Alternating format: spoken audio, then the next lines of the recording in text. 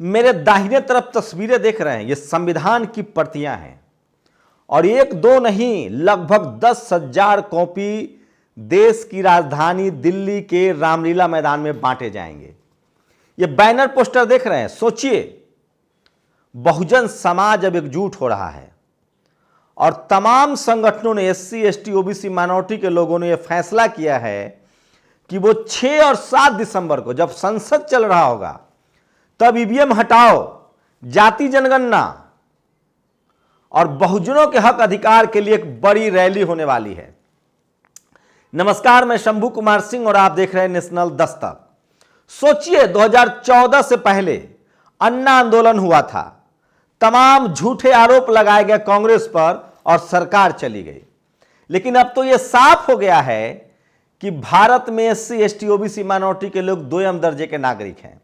उनकी हत्या हो जाए कोई नहीं बोलेगा, चाहे वो हाथरस की बेटी हो, चाहे अभी सिरोही का भील कार्तिक भील हो। उससे भी बड़ी विडंबना देखिए, आप सुप्रीम कोर्ट में नहीं हैं, आप हाई कोर्ट में जज नहीं हैं, आप डॉक्टर नहीं है, ओबीसी के लोग दिल्ली यूनिवर्सिटी में प्रोफेसर नहीं हैं। ईवीएम को लेकर लगातार गुस्सा बढ़ रहा है और तमाम देश के लोग, एससी एसटी ओबीसी माइनॉरिटी के तमाम लोग मुझे एक बार कहते हैं कि ईवीएम पर बात होनी चाहिए। इसीलिए ईवीएम हटाओ, देश बचाओ, जाति जनगणना कराओ। सोचिए 2011 में जाति की जनगणना हो गई, कांग्रेस ने जारी नहीं किया, बीजेपी जारी नहीं करना चाहती है। आप कल्पना कर सकते हैं कॉलेजियम सिस्टम से जजों की भर्ती हो रही है। किरण रिजिजू जो देश के कानून मंत्री हैं, उपराष्ट्रपति जो कि किसान समाज से आते हैं, धनखड़ साहब जाट कम्युनिटी से आते हैं, महामहिम राष्ट्रपति द्रौपदी मुर्मू, ये सब लोग कह चुकी हैं कैमरे पर जजों के सामने कि आप न्याय नहीं कर पा रहे हो, कॉलेजियम सिस्टम हट जाए। लेकिन किसी के कान पर जू नहीं रेंग रहा है। क्या 2024 में संविधान खत्म हो जाएगा? क्या 2024 से पहले आरक्षण को दिवालिया कर दिया जाएगा? सोचिए इकोनॉमिक वीकर सेक्शन को 10% आरक्षण मिल गया, कहीं कोई शोर शराबा नहीं, किसी एससी एसटी ओबीसी माइनॉरिटी ने विरोध किया। लेकिन आज तक वो कौन लोग थे जो आरक्षण का विरोध कर रहे थे? उन्होंने गप से आरक्षण ले लिया और अब तक इकोनॉमिक वीकर सेक्शन में जो आरक्षण दिख रहा है उसमें सबसे ज्यादा ब्राह्मण समाज के लोग उसका फायदा उठा रहे हैं। सोचिए जेएनयू में किसी ने लिख दिया ब्राह्मण देश छोड़ो, सम्मानजनक तरीके से लिखा गया, उसके बाद पूरे देश की मीडिया, पूरा ब्राह्मण समाज एकजुट है। यहां तो रोज एससी एसटी ओबीसी माइनॉरिटी के अधिकारी, कर्मचारी, चपरासी, आम आदमी, किसान, मजदूर सबको जाति के आधार पर प्रताड़ित किया जाता है। अगर आप ये वीडियो देख रहे हैं, अगर आप शहरों में रहते हैं, अगर आप सरकारी नौकरी में, अगर आप बिजनेस में हैं, मैं इस देश के गरीब एससी एसटी ओबीसी माइनॉरिटी के लोगों से इस अपील को नहीं कर रहा हूं। मैं ये अपील कर रहा हूं इस देश के उन एससी एसटी ओबीसी माइनॉरिटी के लोगों से जिन्होंने आरक्षण का फायदा उठाया है या अपनी मेहनत की बदौलत सिस्टम में आए हैं, आरक्षण नहीं भी लिया है, जनरल सीट पर आए हैं। सीने पर हाथ रख के कहिए कि क्या आपकी जाति पीछा छोड़ रही है। और मैं खासकर अपील करता हूं इस देश के एससी एसटी ओबीसी माइनॉरिटी के लोगों से, किसान जाति के लोगों से, जो जाट, गुर्जर, पटेल, मराठा, यहां तक कि ठाकुर। अगर आप नौकरी में हैं तो आप ईमानदारी से बताइए, कायस्थ हो, ठाकुर हो, चाहे वैश्य हो, क्या आपके साथ प्रमोशन में भेदभाव नहीं हो रहा है? एससी एसटी ओबीसी माइनॉरिटी के साथ तो 100% हो रहा है। इस देश में जाति बनाई किसने? इस देश में जाति का लाभार्थी कौन है? इसी गैर बराबरी के खिलाफ संविधान बचाने के लिए न्याय अधिकार रैली का आयोजन किया गया है 6 दिसंबर और 7 दिसंबर को देश की राजधानी दिल्ली के रामलीला मैदान में। संविधान की एक कॉपियां बांटी जाएंगी। आज तक सुना था 10,000 संविधान की कॉपी लोगों को दी जाएगी। 300 रुपए का यह संविधान का एक कॉपी है, इसको सिर्फ 50 रुपए में दिया जाएगा ताकि आप ज्ञान तेरस मनाएं, संविधान को जानें। सोचिए वो कौन लोग थे जिन्होंने तमाम धार्मिक चीजों को तो आपके घर तक पहुंचा दिया लेकिन संविधान नहीं पहुंचने दिया।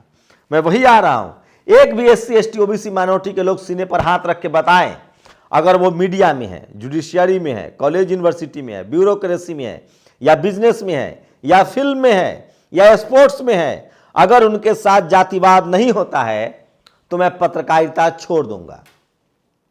ये जाति प्रधान देश है साहब, यहां जाति नसों में बसती है और जिसने जाति बनाई है वो जाति का लाभार्थी है। और वो तमाम जगहों पर आप सोचिए, सिखों का नरसंहार हो, उसके पीछे के लोग कौन थे? मुसलमानों पर अत्याचार हो, दलितों पर रोज अत्याचार हो, पिछड़ों पर अत्याचार हो, मंडल कमीशन से किसको प्रॉब्लम थी? किसने रैली निकाली थी कमंडल यात्रा मंडल के खिलाफ? तो मैं इसीलिए कह रहा हूं कि तमाम बहुजन समाज के लोग, SC ST OBC माइनॉरिटी के लोग 6 दिसंबर और 7 दिसंबर को, ये पहली बार है जब खुले तौर तरीके से EVM के खिलाफ, संविधान बचाने के लिए, जाति जनगणना को लेकर SC ST OBC माइनॉरिटी की बड़ी बैठक हो रही है। और आपको बता दूं, न ये किसी दल का है, न किसी नेता का है, न इसके लिए आपको कोई न्योता मिलेगा। इस आयोजन में तमाम वो सोशल एक्टिविस्ट हैं, वो तमाम अधिकारी कर्मचारी एक्टिविस्ट हैं जो चाहते हैं कि ये समाज बदले। और मैं इसलिए कह रहा हूं कि सोशल मीडिया ने समाज को एकजुट किया है।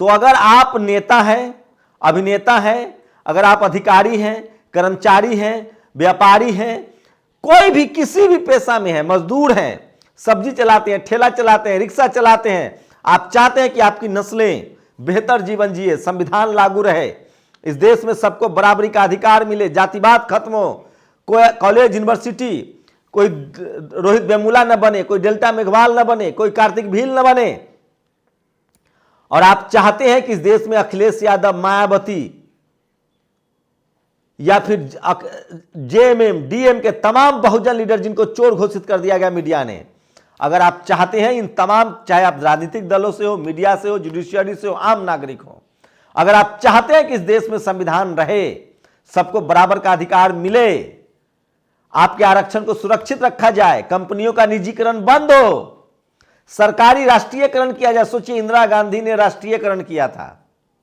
लेकिन मनमोहन सिंह से पहले नरसिम्हा राव, ब्राह्मण मुख्य प्रधानमंत्री थे, उन्होंने बेचने का काम शुरू कर दिया। वाजपेयी ने उसको और तेज किया, और मोदी जी का क्या कहना। तो अगर आप चाहते हैं कि निजी संपत्ति, जो सार्वजनिक संपत्ति है, उसको बेचा ना जाए, राष्ट्रीयकरण हो, और सबसे बड़ा मुद्दा है, सोचिए एक दौर था जब बहुजन समाज के SC ST सीट पर नौकरों को चुनाव लड़ाया जाता था, OBC को टिकट नहीं मिलता था। उसके बाद मान्यवर कांसी राम साहब आए, तभी जाके सोनेलाल पटेल हो, लालू यादव हो, मंडल कमीशन लागू हुआ, और तमाम बहुजन SC ST OBC नेताओं की पूछ बढ़ी। लेकिन जब से EVM आया है, तमाम बहुजन दल सत्ता से बाहर हो गए हैं। अगर आप चाहते हैं कि सत्ता दल, हम बहुजन समाज के लोग सरकार बनाए, मैं बार बार कह रहा हूं, राजेंद्र प्रसाद सिंह कहते हैं, कांग्रेस, BJP या तमाम सवर्ण दल, उनके पास सिर्फ संख्या नहीं है, उनके पास पैसा है। संख्या तो SC ST OBC माइनॉरिटी की लीडरशिप वाली पार्टियों के पास है। अगर आप चाहते हैं कि आपकी राजनीतिक शक्ति बढ़े, आरक्षण बचे, EVM हटे, जाति जनगणना के आंकड़े जारी किए जाए, तो आप इस रैली में 6 और 7 दिसंबर को आइए। आपसे एक गुजारिश है, बहुजन समाज में कोई करोड़पति नहीं है, कोई धन्ना सेठ नहीं है। यह आंदोलन 1-1 रुपए के योगदान से चलेगा। मैं आपको गूगल पे, फोन पे का नंबर दे रहा हूं, और ये आपको QR कोड भी दे रहा हूं। 4 दिनों का समय है, 4 तारीख है, 4, 5, 6, 7 दिनों में आपके आर्थिक मदद की जरूरत है। इतनी मदद कीजिए कि रामलीला मैदान का यह आंदोलन सफल हो, और आगे से कोई SC ST OBC माइनॉरिटी पर आंख उठा के न देखे। सोचिए 2014 में किन लोगों ने आंदोलन किया, और आज वो सत्ता में हैं। ये 2022 का आंदोलन है, 2024 में आपके हक अधिकार सुरक्षित रहे। सरकार आती जाती रहेगी, लेकिन आपके हक अधिकार सुरक्षित रहे। SC ST OBC माइनॉरिटी के हक अधिकार, मैं बार बार कह रहा हूं, जो हमारा पढ़ा लिखा तबका नहीं है, जिसको मजदूर मजबूर रखा गया है, वो तो आंदोलन में हिस्सा ले ही रहे हैं। मैं पढ़े लिखे लोगों से अपील कर रहा हूं, इस वीडियो को फॉरवर्ड कीजिए, इस लिंक को फॉरवर्ड कीजिए। और अगर 100 करोड़ बहुजनों के घर तक भी ये चला जाता है, 150 करोड़ आबादी है इस देश की, 100 करोड़ बहुजनों के घर भी चला जाता है, भाषा कोई बाध्यता नहीं है, तो यह आंदोलन सफल होगा, संविधान बचेगा, बाबा साहब का संविधान बचेगा, और SC ST OBC माइनॉरिटी और तमाम किसान जातियों के, जाट, गुर्जर, पटेल, मराठा, सोचिए जिनको आरक्षण नहीं दिया जा रहा है, जिनका सुप्रीम कोर्ट में जज नहीं है, जिनके खिलाड़ी नहीं है, जो हाई कोर्ट में जज नहीं बन पाते हैं, जिनके बच्चे को उंगलियां काटी जा रही है, उन तमाम लोगों से अपील है कि अपने संवैधानिक अधिकार की रक्षा के लिए इस आंदोलन में शामिल हो, इस रैली में शामिल हो, और इसकी आर्थिक मदद जरूर करें। स्क्रीन पर आपको एक बैंक अकाउंट, गूगल पे नंबर, फोन पे number, Paytm number, Bhim app number और बार कोड सब दिख रहा है।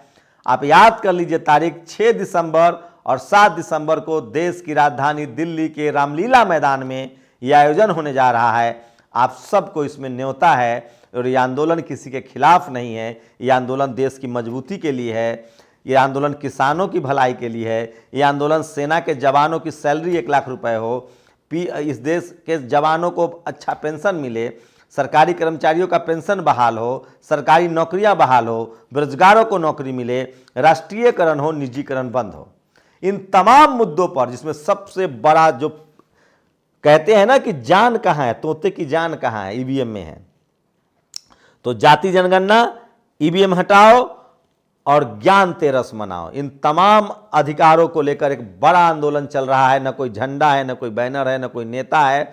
तमाम पॉलिटिकल पार्टी के नेताओं से अपील है, तमाम सोशल एक्टिविस्टों से अपील है, वो देश के किसी हिस्से में हो, दुनिया के किसी हिस्से में हो, इस आंदोलन में आप शामिल होइए। और मैं दावे के साथ कह रहा हूं कि सोशल मीडिया के दौर में सबसे बड़ा आंदोलन होगा, जिसको लगभग 500 सोशल मीडिया प्लेटफॉर्म कवर भी करेंगे, नेशनल दस्तक भी इसको कवर करेगा। हमारी कोशिश है कि इस देश के संविधान को मजबूत किया जाए, इस देश की बहुसंख्यक आबादी को गरीबी, लाचारी, बेबसी से मेन कोर्स में लाया जाए, SC ST OBC माइनॉरिटी के हक अधिकार सुरक्षित रहें।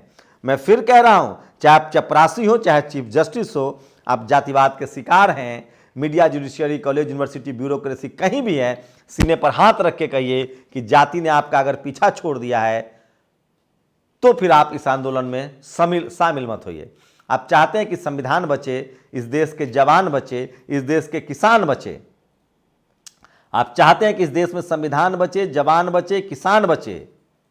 आप चाहते हैं कि इस देश मजबूत हो, इस देश में सबको बराबरी का अधिकार मिले। आप चाहते हैं कि महिलाओं का अधिकार सुरक्षित रहे और इस देश में फेयर चुनाव हो, इस देश में डेमोक्रेसी मजबूत हो। तो इस आंदोलन में शामिल होइए। आपसे एक निजी तौर पे व्यक्तिगत गुजारिश है, मैंने अपने लिए कभी कुछ नहीं मांगा है।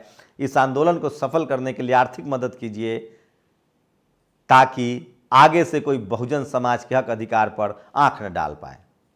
अपनी प्रतिक्रिया जरूर दीजिए और इस वीडियो को घर घर तक पहुंचाइए। शुक्रिया। नेशनल दस्तक की आपसे गुजारिश है कि अगर इसको बचाना चाहते हैं तो नेशनल दस्तक को सब्सक्राइब करने के लिए रेड कलर के सब्सक्राइब बटन को दबाएं, फिर बेल आइकन की घंटी दबाएं। नेशनल दस्तक को बचाने के लिए बहुत जरूरी है कि हर खबर को शेयर करें, लाइक करें, कमेंट जरूर करें।